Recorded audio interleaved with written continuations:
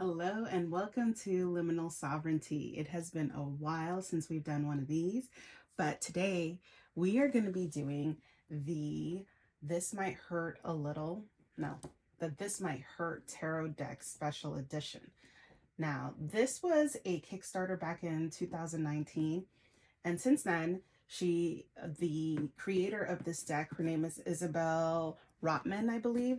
She collaborated with Liminal 11 and they made this special deck and it is absolutely beautiful. It's so pretty. And can I just say I enjoy very much reading the guidebooks to this tarot deck and oracle deck. This is the tarot deck right here. And then this is the oracle deck right here. In this box was also the little card letting you know what number out of 2000 this box set came out of. And then it also came with this. I believe this one is like a 20 by 20 kind of, this is made out of cotton with like a, as you can see, it's a silver kind of vinyl ironed on there. It's very, very nice. We got the pentacles, coins, then we've got the cups, we've got the daggers, knives, and then the wands right here. And then surrounded is little, I think, different phases of the pomegranate. And here we have also a snake with a tail. And it's a square, but around it is also, on the other end, is a snake with its tail and its mouth. Now, like I said, this was a very, very fun tarot deck to go through. If for nothing else, this deck is what I think most people should strive for when it comes to inclusivity and basically wanting to personalize and recreate the Rider-Waite in their own style. This one, check. Inclusivity, check. Having their own thoughts, but also being capable of expressing their perspective on the cards, check. Like, hit the ball out of the park. This was a very, very fun tarot deck to go through. Go ahead and get started. Here is what the outside of the tarot deck for This Might Hurt looks like. And on the back of the card, it says complete 79 card tarot deck plus guidebook. This Might Hurt Tarot is a modern deck in the Rider-Waite Smith tradition, keeping time honored symbolism and imagery, but losing the medieval context. This deck is designed to be easy to read and highly relatable. Images are modernized, diversity is embraced, and queerness is lovingly acknowledged. And this is the website from which I purchased, which is Liminal 11. When you open it, it looks like that. So we have all 4 signs with a snake tied at the top with its tail in its mouth.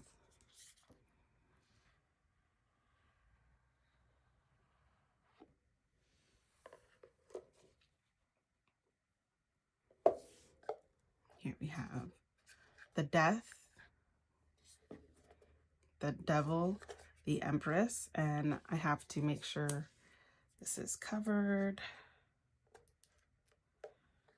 Here we have the back of the box. If you are wondering why there's stickers on everything, I'm just gonna remind you that YouTube has a thing about nudity and I cannot show anything that would be considered that. Inside is also this guidebook, which is colored, and you know what's really great about this is that you can kind of tell by the sides what the card looks like, so you don't exactly need a picture, but for the major arcana the actual card is shown, and for the minor arcana it's just the little depictions of the side, and at the end there's also some spreads if you are interested.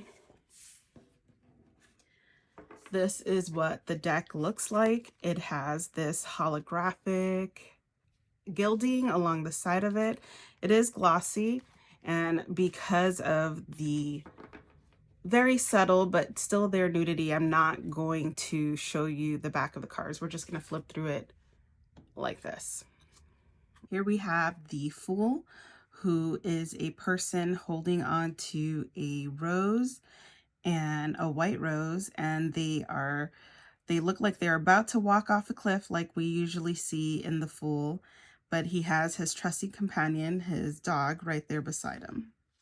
We have the Magician, and the Magician here he has the floating suits around him, and he's got a candle in one hand pointing down at the other.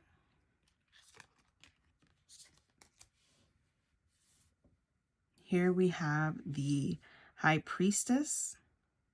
What I did notice in this tarot deck is that she didn't really use any of the Kabbalah influences and did not mention it at all throughout the guidebook, which is fine. It's, you know, we take what resonates with us, and I think that that was just something that was omitted for this deck. Here we have the High Priestess, and she's sitting on a stump. There is water. There's like a small waterfall behind her, and she is looking like she's sitting comfortably. She's wearing her crown with the 12 stars. The Emperor. Here we have a man, older. He's got a ram in front of him, and he's holding on to the Ankh and touching the globe. So he's in charge, and you can tell by his business suit. He's got the mountains behind him as well. Here we have the Hierophant, and he is got the two fingers pointing up, the two acolytes at his feet. What is different about this deck is that I remember her saying that this is Persephone and her mother Demeter, and that is an interesting take. Instead of it being hyperly Christian or, you know, Christian based, that's what sometimes the tarot deck is. And also Jewish, we know this, and I've already mentioned how the person who created this deck has omitted that. They then put this Greek and / Roman mythology.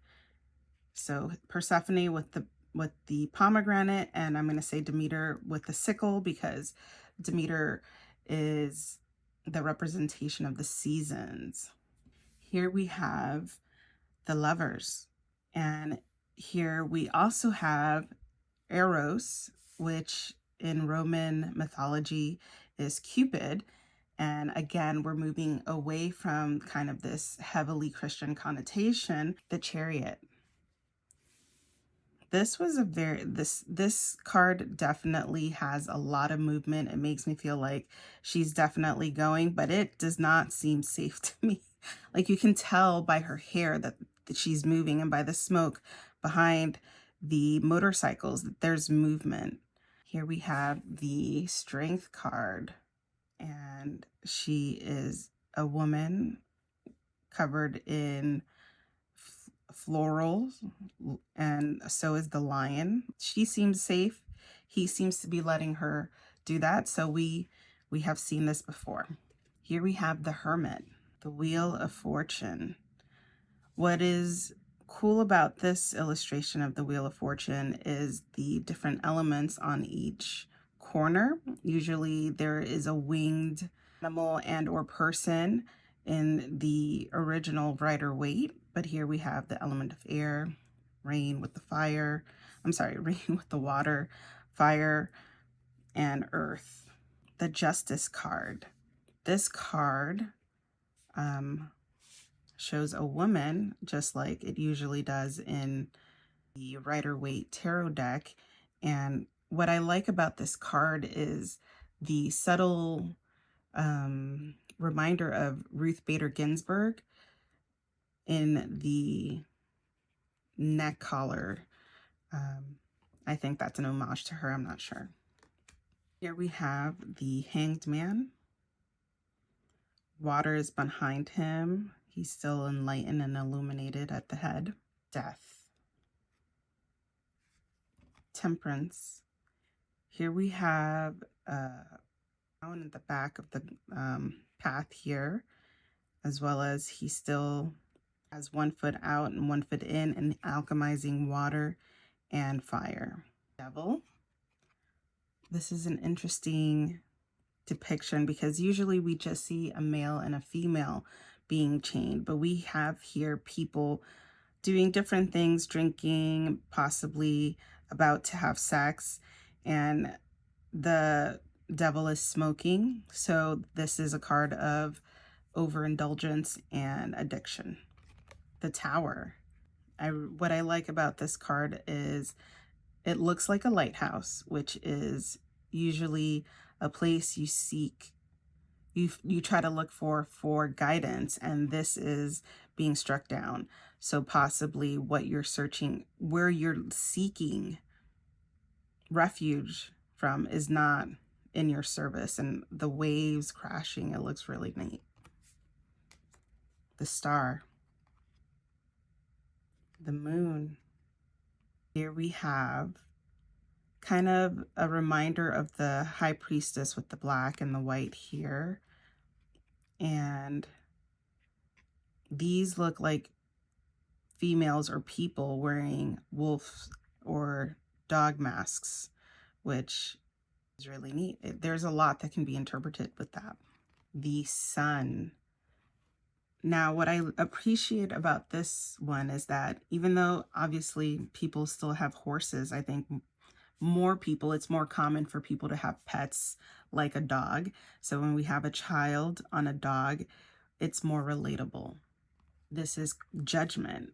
Admittedly, Isabella Rotman, she did say that this card deviated the most from the Rider-Waite card, and instead of having the angel with people coming out of the coffins, she decided to use the Egyptian god of death, which is Anubis, I believe.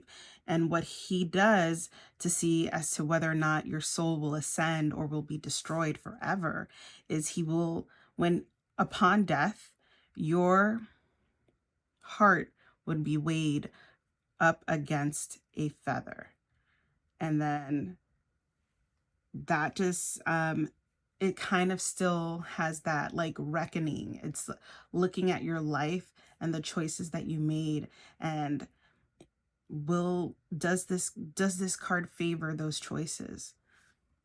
So it still has the same meaning usually as the Judgment card, reckoning and rebirth and life, but different imagery, but still applicable. Here we have the World.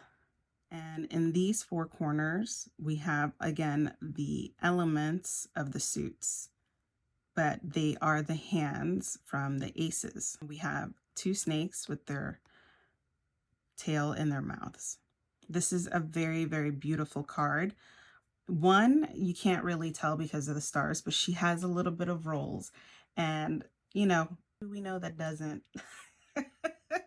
I don't want to throw myself under the bus or anything, but I really, really loved the inclusivity because it's not just about the diversity in color, but also diversity in sizes and how people look. And then in this card is that this might hurt / this might heal card. And what we see here is an illustration of the author, and she's holding and caressing a wolf or like dog, and then on the other side she's fighting this wolf / this dog. So here we have cactus and on one end where she's fighting, and then here we have flowers. Like what this card, I believe, is meant to symbolize is the cyclical nature of life. It is always constantly changing. If we're in a good place, embrace it, enjoy it. you know, enjoy the money that you have now, enjoy the good times that you have with friends, family, and those loved ones, because eventually it will change. And you might have resistance, and, you know, harsh words can happen, passions can fall short, but it's, you know, don't worry, because here we go again. That's life. And this card very much does a good job of symbolizing that. And I just noticed that here I did point out the flowers, but if we turn here, the flowers look like they're turning brown and dying. So it's just, life is cyclical. There's winter, you know, and then eventually there will be summer. Go into the minor arcana, and for the Ace of Wands, we have a wand. We have the water here, the mountains and or pyramids. We have renewable energy and a city. And the card of wands typically is fire, and this is a very warm color. Here we have the Two of Wands. This person is going somewhere. In the Rider-Waite, we see a man with a red hat and a cape holding onto the globe. And here she has her world in front of her. Also, much like the Rider-Waite Two of Wands, overlooking water. The Three of Wands. In this Three of Wands, we have a female sitting on a desk overlooking the water. And the wands in this deck could be different things. So here we have the stick with plants and or leaves, which is typical. Same thing here. In the Three of Wands, they're pencils. So perhaps meaning her passion is writing, or that's where her passion is in something to do with business. So the same meaning, but imagery slightly different. Here we have the Four of Wands. And in this Four of Wands, we see a family of bunny rabbits over the four sticks under a bouquet of flowers.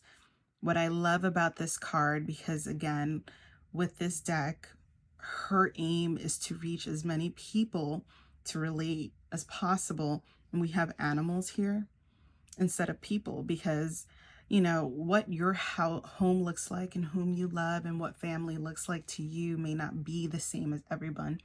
But this message is still being sent through without anyone feeling excluded.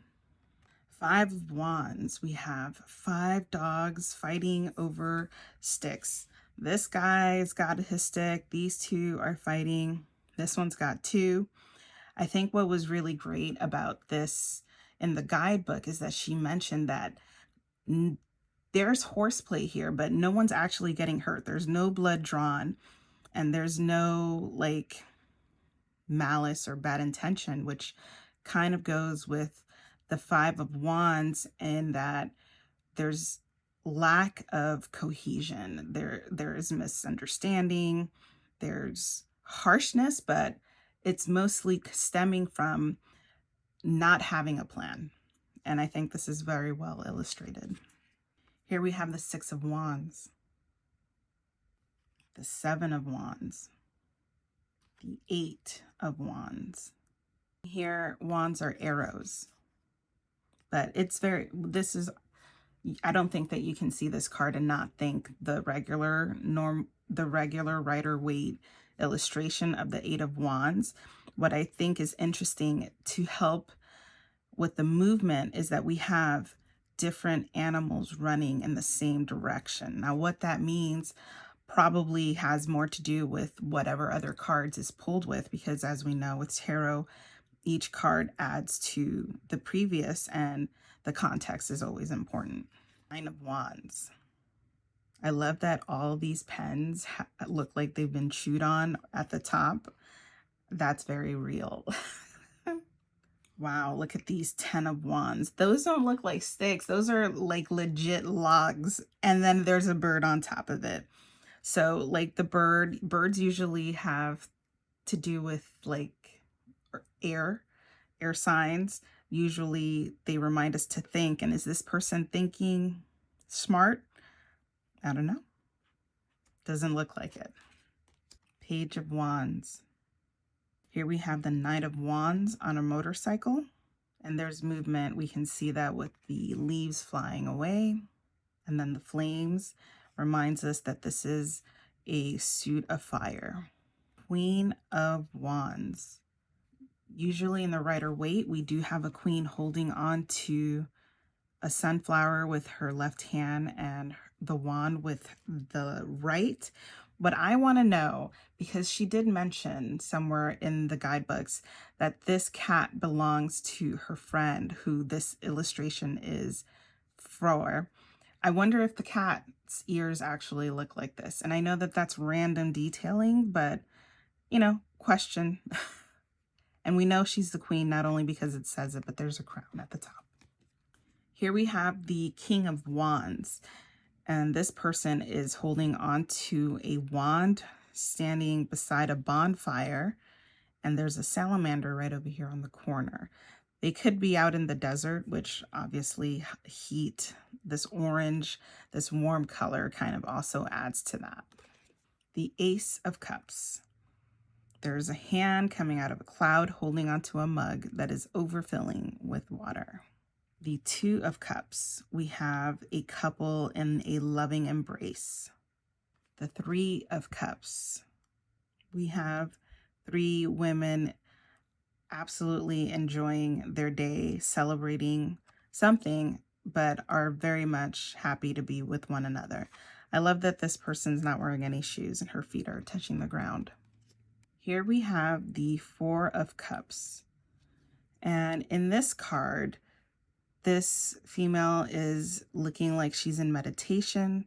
She has 3 cups around her, one on one side, 2 on another, and one is being offered to her. I can't remember exactly, but what comes to mind here is, I believe she said, like, when we're focused on ourselves, that is obviously a good thing, but every good thing has a negative thing to it, and every negative thing also has a positive thing. And this one just reminds us that whenever we are hyper focused on anything that we consider positive or good, to also have the self-awareness to also be open-minded to what negative thing that could have within their lives, because all of these cups are gifts, they're blessings, and she's being offered one, and for whatever reason she can't see it. Here we have the Five of Cups. I just noticed these little flames, or it looks like little flames over the Two of Cups, which, you know, it's kind of dark. These cups are, you know, they're toppled over, they're empty, and then these two are lit, but, you know, they still can't see it. The Six of Cups, the Seven of Cups, the Eight of Cups. Now, this person is walking away from these cups, but some of these cups are just completely broken. 4 of the cups are completely broken, and 4 cups are broken and 4 are upright, and this person is walking away. The Nine of Cups. This was one of my favorite cards in the entire deck, because the way that she described this card is to say this person does have all of these 9 cups, but what he's doing is he's creating those 9 cups. He's making these things happen for himself. And I've never thought of it in that type of a way. Like, we usually see a merchant with his arms crossed, obviously having cups around a table, perhaps offering them to his friends and people around him. So it's not a negative card, but this card reminds us that we have to work for the things that we want.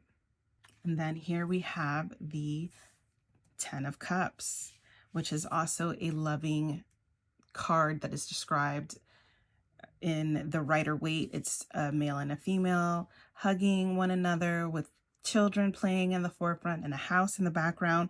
And this is the exact same thing, just illustrated with animals. And again, we're able to place ourselves and our relationships in this card without feeling like we are not being represented. So this is a very beautiful cup.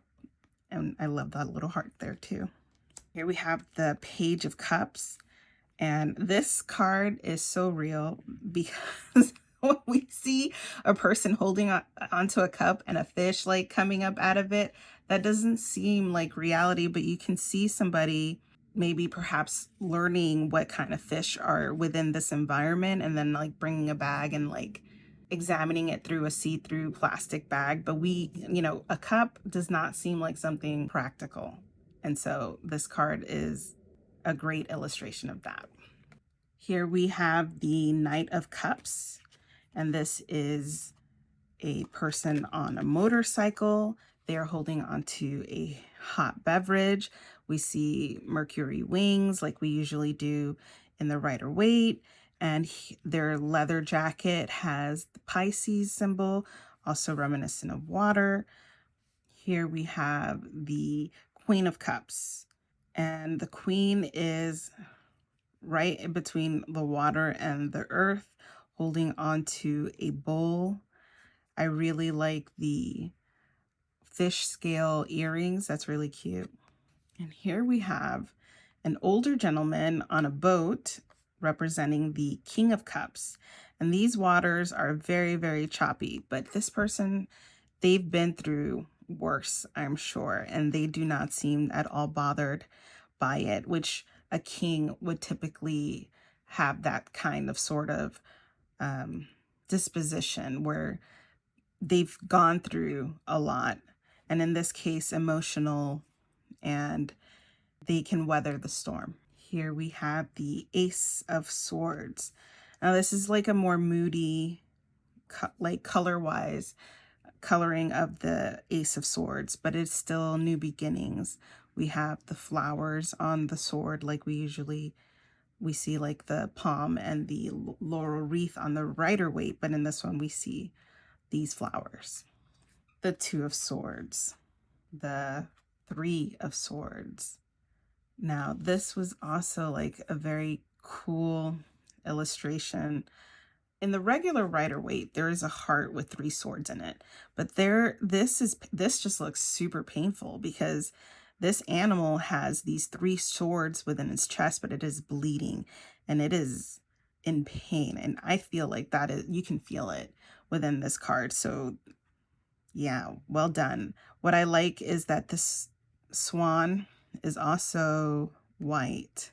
So that red is just really, it's just noticeable. You can't look away. The Four of Swords. Now, one thing I've noticed about this card, but it wasn't explained or brought up in the guidebook, is that she's got 1 finger pointing up and 3 fingers not holding onto this sword. So 1 plus 3 is 4. So this card also reminds us to rest, right? Put those thoughts to rest, perhaps. Here we have the 5 of Swords, the 6 of Swords, the 7 of Swords, moving person in the distance. This person is being there, whatever crime, this theft, this being witnessed. The 8 of Swords, the 9 of Swords, the 10 of Swords. I think that again, like we see this pool of blood, it is running down this person. Like I believe in the regular Rider-Waite, this person has a cloak on or is clothed, and like this person's in her underwear. The vulnerability is there and they are dead. But unlike the Rider-Waite, this isn't completely black. The sun is about to rise. Something is done. It is finished. But remember, a new day dawns. Page of Swords. Movement. The way that they're holding this sword isn't very confident, which a page, obviously, learning.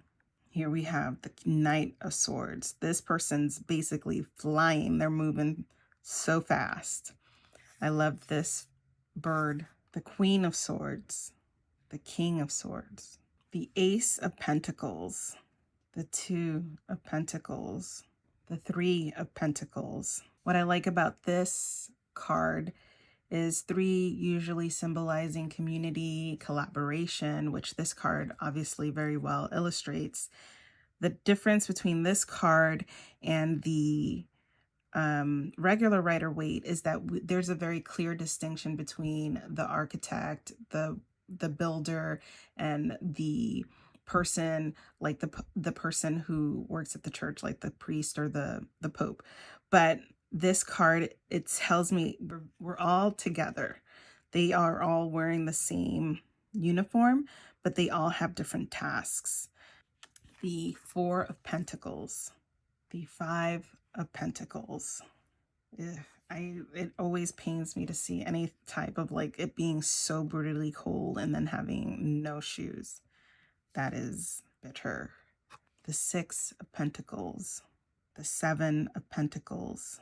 What I like about this card is that to me, it seems like these plants that this person has obviously cultivated and is appreciating that these things are almost about to ripen also cast shade on him. And if you've ever been out in the sun, then obviously being in the shade also provides you a sense of comfort. And that's what I feel like these pentacles provide this person, a sense of comfort whilst being in the shade. The Eight of Pentacles, the Nine of Pentacles, the Ten of Pentacles, the Page of Pentacles. And here we have the Knight of Pentacles.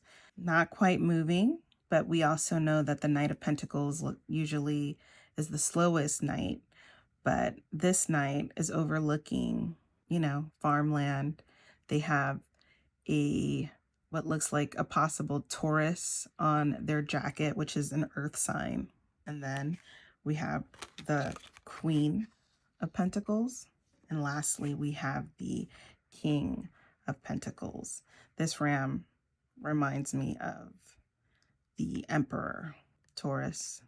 Alrighty, I hope you liked that kind of a little more lengthy than usual type of flip through of the cards, but we got to see all the beautiful, beautiful cards that are in here. Let's go ahead and dive in and look at the Oracle deck. This is what the Oracle deck, this Might Heal box looks like.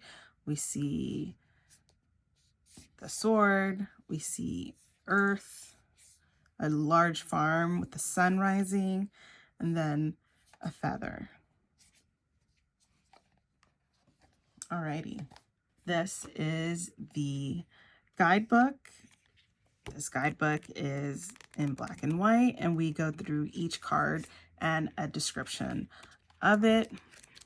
Alrighty, what I think would be useful is this guidebook has, let's see, 33 cards, and cards 0 through 21, like the major arcana, actually go hand in hand. Now, she does an excellent, they go hand in hand in that the card has an illustration from its corresponding card. Like the Fool has the dog, so card 0 has the dog. The card number 16, which is the Tower, card number 16 is the Tower, has the lightning bolt. So those cards, obviously 0 through 21, correspond with one another. But what's really great is in the book, she also tells you, hey, these are clarifiers. And if you wanted to use this, you can shuffle it just like you would your tarot deck, but the clarifier meaning can go with any card that you have pulled from the deck. So it doesn't necessarily have to be with its corresponding major arcana card.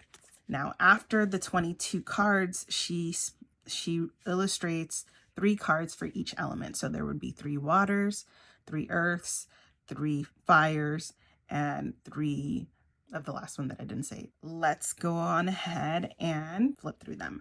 I'm going to flip through the Oracle deck with the major arcana just because, with the regular tarot, just because I know if I'm watching a video, that's how I would want it to be shown. So that's how we're going to do it. So the first card is the dog, the magician's wand, the veil, the 12-star crown. Here we have the ram with the emperor. This was one of the really, really wonderful kind of, you know, it's like we all have great ideas, but when somebody has such a good idea and they are able to cohesively articulate that idea, it just blows my mind. So this ram, as we see here, has this what is it called? It's not a collar, but it's essentially something to help tame the beast. And I believe she went through a very brief explanation that rams were one of the first sheep were one of the first domesticated animals for humans, like way back 10,000 years ago. But when you have leadership, it's important to also hold back, to not go full force, because when you do, that's obviously a tyrant. But when you are able to have this sort of balance of knowing you have power, but also abating it, it's all the more powerful. The crossed keys and the the crossed keys and the Hierophant. For the Oracle deck, we have the bow of Eros. And here she went through a brief explanation that Eros, which is Cupid in Roman mythology, had these pointy arrows that would make people fall in love. And then he also had this blunt arrow, which would make people not have any interest in people that had loving affections or feelings towards them. The steed, and here you can see, what I liked about the deck is that all of the knights were motorcycles, and you can tell what suit. Typically, if you're not colorblind, you'll be able to tell, but also, like, here we know it's the moon. Number 8, the garland. Number 9, the lantern. Number 10, the snake. Now, you gotta get this. You gotta get it if you can, if it's available. When I'm posting this, I believe they're still available on Liminal 11. But if you want to know more, then all I can tell you is that you have to get the deck. The battered sword, the rope, the banner of death, the middle path. Card number 15, the shackles. Card number 17, ibises. Card number 18, the mask. Now, I am feeling so compelled to share what the mask is for this, because it was like I had to read it because I tried to memorize it, but I have crap memory and I cannot remember. But she wrote, "The mask is not truly a mask, but an expression of an inner nature we have been conditioned to repress." Now, if that is not a beautiful illustration of the moon and the mask, please show me. I'm totally open-minded. Tell me. Card number 19, the sunflower. Card number 20, the feather of truth. Alrighty, card number 21, Ouroboros. Here we have the remaining oracle cards, and these cards are 3 of each element. Just before I forget, these cards do not have any gilding on them, but each card does have a foil, teal foil on it. So this card is water, the hot drink, the broken cup. Here we have air, bird in flight, the blindfold, double-edged sword, the bonfire, the cat. Oh, look, you see the cat has kind of like a nipped ear. The salamander is fire. Yes, the last fire one. Earth, fertile earth, the hooded falcon, coins. This is what the cards look like on the back for the oracle deck, and the sides are not gilded. Now, I'm gonna put like a little sticker. These are the cards for the oracle deck, and as you can see, the sides are not gilded. They're a pretty good size. They fit in my hand. This is what This Might Hurt Tarot looks like. If I could just have an opinion, I wish these were the same size, but obviously they could still be used with one another, so no big deal. Thank you so much for watching and sticking along with me through that whole tarot deck flip through. If you like this, I highly encourage you to purchase your own through Liminal 11. It is like 80 euros.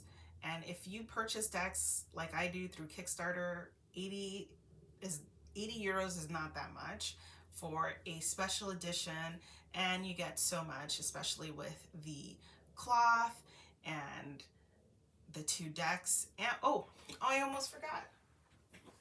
You get the cloth, you get the little card that tells you what number out of the deck that you got, and it's also signed by the author. But you also got like this little cute pocket, pocket tarot journal. And this tarot journal has like the date, the query, like your question, and what tarot spread you had, and then also the interpretation you gave that spread. And then the cover has the infinity card, or the extra card in the deck, which is the This Might Hurt, This Might Heal card. And I really hope that you enjoyed this flip through, and if you don't mind leaving a like, you can share, subscribe, that would be great. I'd love to have you as part of this community, and thank you so much for watching. I will see you soon.